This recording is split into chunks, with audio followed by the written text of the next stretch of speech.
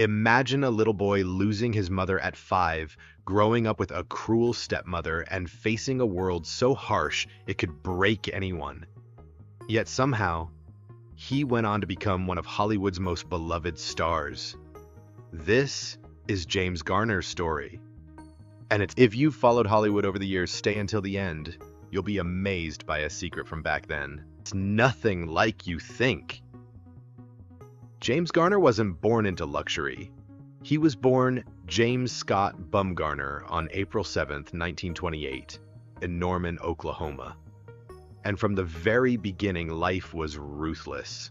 At 5 years old, he lost his mother, a loss so profound it left a shadow over his childhood. His father remarried, but Garner's stepmother was harsh and unkind. Every day felt like a test of endurance. Then came the Great Depression. Money was scarce. Jobs were scarce.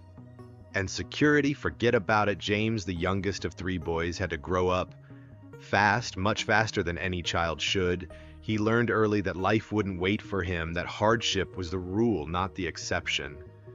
By the time he reached his teenage years, he had already experienced more loss, fear, and struggle than most people do in a lifetime. He left high school before graduating, drifting through odd jobs, from pumping gas to modeling.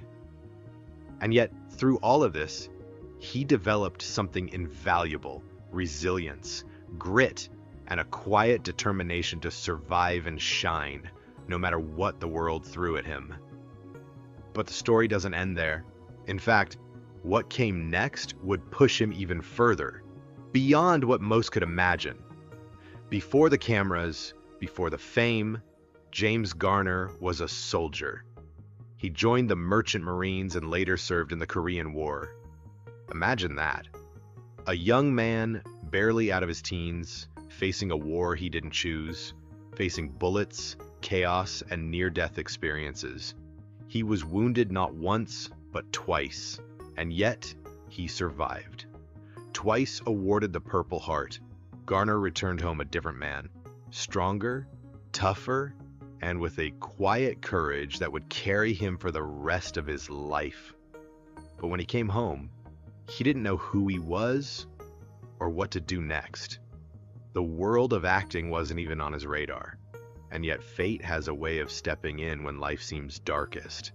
A friend, fellow actor Paul Gregory, saw something in James that the world would soon come to adore: his natural charisma, his humor, and his charm.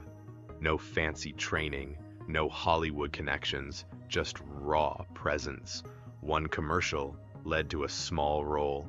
One small role led to another.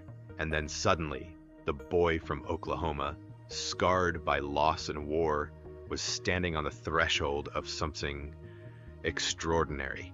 He was about to become a household name, and do it in a way that no one expected. But even as doors opened, the boy who survived tragedy would carry those scars, shaping every choice, every role, every moment on screen.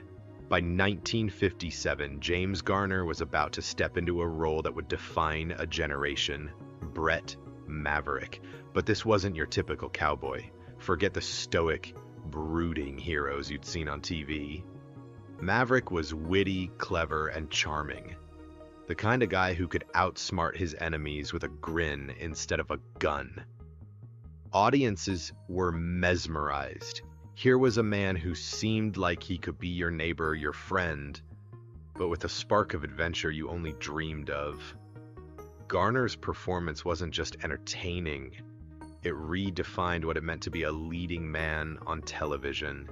He brought humor, vulnerability, and a quiet confidence that felt real, authentic, and magnetic.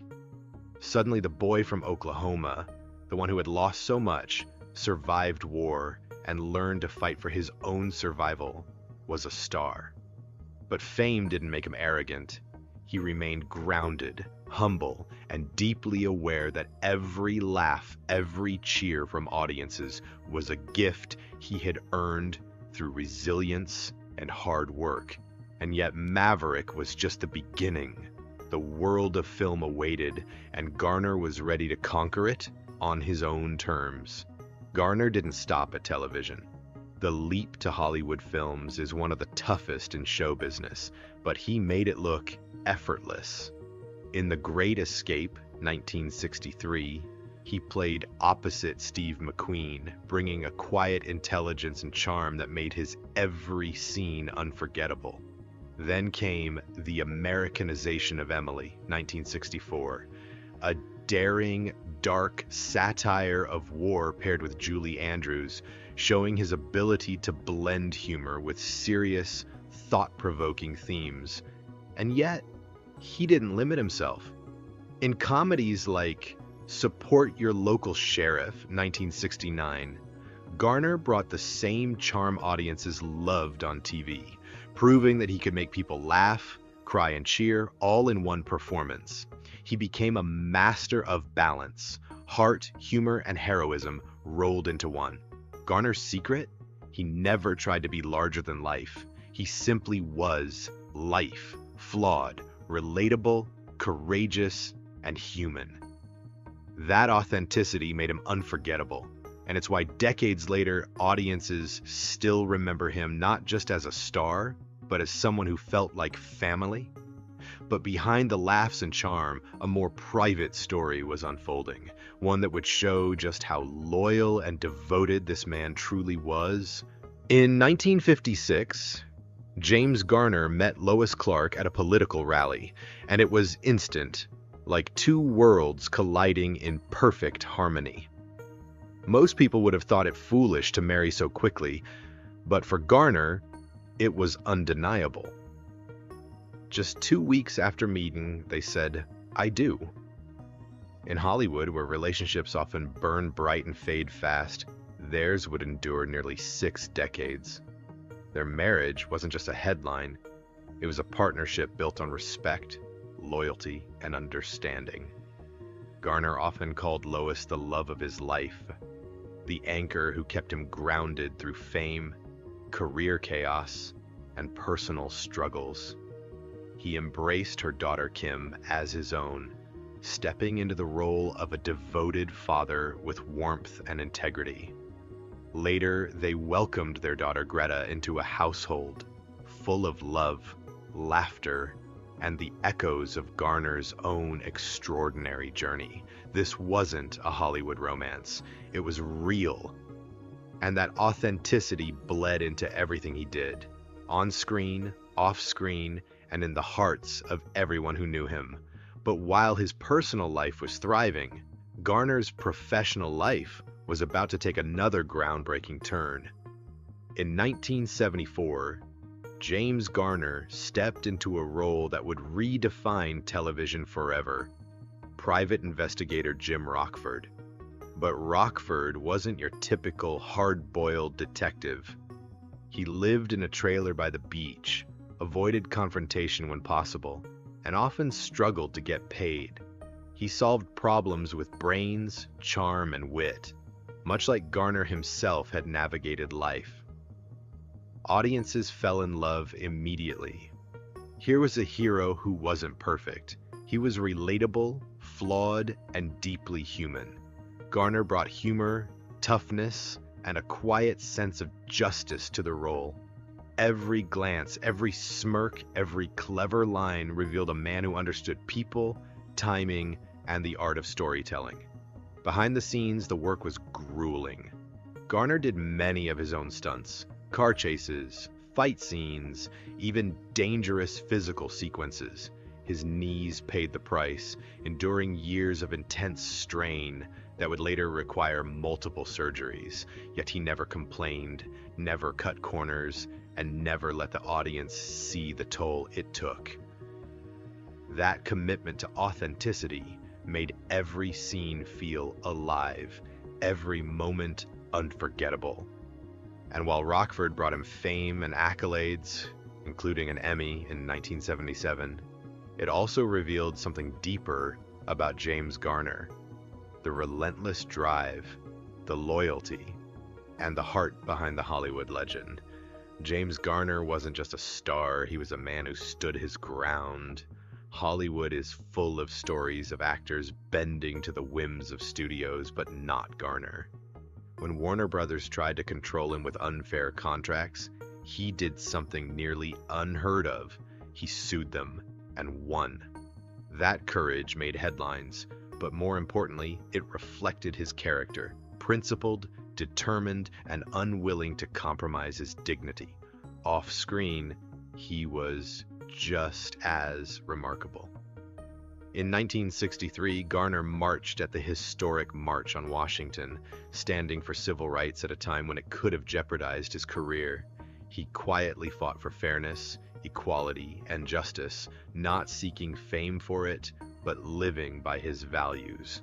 That same integrity carried into his work. He treated co-stars, crew, and everyone on set with respect, earning lifelong friendships and admiration. Garner wasn't a rebel for show. He was a rebel for what was right, and that steadfastness would follow him throughout his life. And yet, even with fame and accolades, Garner's creative fire wasn't finished. Even as Hollywood changed, Garner remained relevant, captivating, and unforgettable. In 1994, he reprised Maverick in a cameo for the Mel Gibson feature film, proving that the charm that made him famous hadn't faded. He lent gravitas to films like Space Cowboys, 2000, and melted hearts in The Notebook, 2004, playing the older version of Ryan Gosling's character. What made these roles extraordinary wasn't just his fame, it was the authenticity he brought to every character. In The Notebook, he wasn't playing an icon, he was living a man who had loved, lost, and endured, carrying decades of life experience into every line, every look, every subtle gesture. It reminded audiences that James Garner wasn't just a star. They were witnessing a life fully lived, etched into every performance. Even as age brought new challenges, Garner's work resonated because it was human, relatable, heartfelt, and timeless. But while his career soared, his body silently fought battles that would test the same resilience that had carried him from Oklahoma to stardom. Even legends face battles most people never see. James Garner's commitment to authenticity came at a steep price. Years of doing his own stunts during the Rockford Files left his knees battered and broken, requiring multiple surgeries over decades. Yet, he never let the pain slow him down. He pushed on, driven by sheer dedication and a desire to honor every role. And the challenges didn't stop there. Decades of smoking and relentless work took a toll on his heart. In 1988, Garner underwent quintuple bypass surgery, 5 arteries rerouted to save his life. Remarkably, he recovered with the same determination that had carried him through war, hardship, and Hollywood's pressures. He didn't stop fighting, he didn't stop living. Even a stroke in 2008 couldn't dim his spirit. Though it left lasting effects, Garner's courage never wavered. He remained engaged with his family, his friends, and the audiences who had adored him for decades. This was a man who had faced life's harshest tests and kept moving forward with grace and strength. And finally, after a life full of triumph, laughter, and love, his story came to its close. On July 19, 2014, James Garner passed away at 86 from a heart attack. But even in death, his legacy is unshakable. He wasn't just Maverick, Rockford, or the romantic hero in The Notebook. He was a man whose life exemplified resilience, integrity, and authenticity. Audiences remember him not just for the characters he played, but for the humble, principled, and deeply human man behind the roles. He survived war, heartbreak, Hollywood battles, and serious health crises, and through it all, he remained a father, a husband, a friend, and a legend. James Garner's story reminds us that true heroism isn't always about fame or spectacle. Sometimes it's about facing life with courage, treating people with respect, and staying true to who you are. And in that sense, he will always be immortal. Closing line, strong emotional hook. So when you think of heroes, remember James Garner, the boy from Oklahoma who faced impossible odds, the man who stole our hearts, and the legend who never forgot what really matters.